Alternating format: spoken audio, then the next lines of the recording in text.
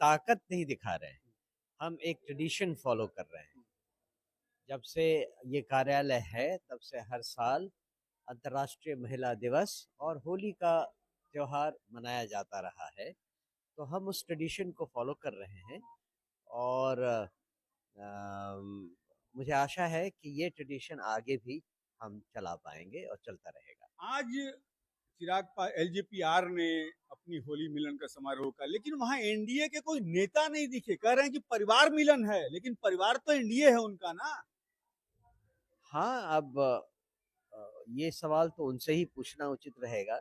मेरा इसके ऊपर कुछ कहना मनोज नहीं भारती है, इन सवालों से क्यों बच रहे हैं?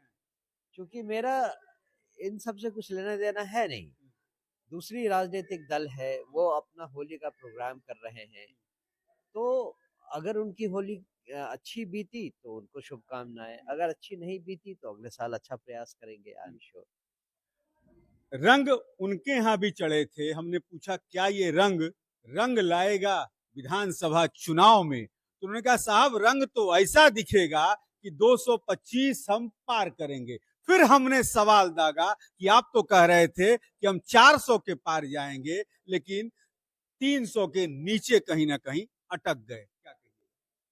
हाँ, मतलब हर पार्टी, हर राजनीतिक दल चुनाव के पहले तो अपना क्लेम करेगी ही मैक्सिमम सीटों पर मुझे लगता है कि शायद इतने सीटों पर वो चुनाव भी नहीं लड़ेंगे।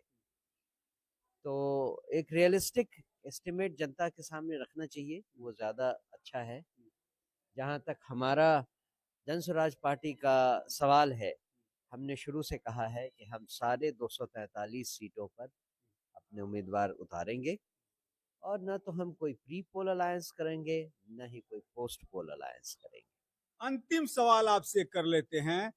अभी भाजपा के एक हरभूषण बचौल ने बयान दिया था मुस्लिम कम्युनिटी के ऊपर कि यदि आपको रंग पसंद नहीं है तो होली के दिन आप बाहर मत निकलिएगा।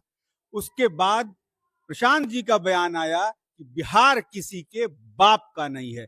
क्या चुनाव के पहले सामाजिक सौहार्द बिगाड़ना चाहते हैं कुछ लोग? नहीं, जो लोग धर्म की राजनीति करते हैं, जो लोग जातियों की राजनीति करते हैं, उन सब के ऐसे ही हथकंडे होते हैं। जन स्वराज ने शुरू शुरू से ही कहा है कि न तो हम धर्म, न ही जाति, न ही किसी विचार की राजनीति करते हैं। हमने पूरे समाज को उनकी जनसंख्या के हिसाब से भागीदारी देने का वादा किया हुआ है।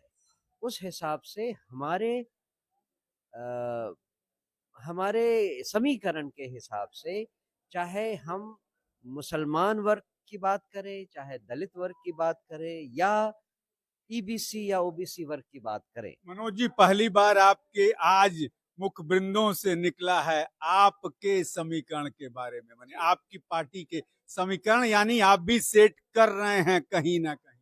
हमारा समीकरण समाज में जनसंख्या के आधार पर है, तो ये कोई मतलब अछूता विषय नहीं है। हमने पहले भी इसके बारे में कहा है। आज मैं उसको केवल एक जामा पहना रहा हूँ और कह रहा हूँ कि जिस तरह से हमारा समाज वर्गीकरण किया हुआ है हमने 5 वर्गों में, उसका अपना अपना रोल हमारे राजनीति में होने वाला है।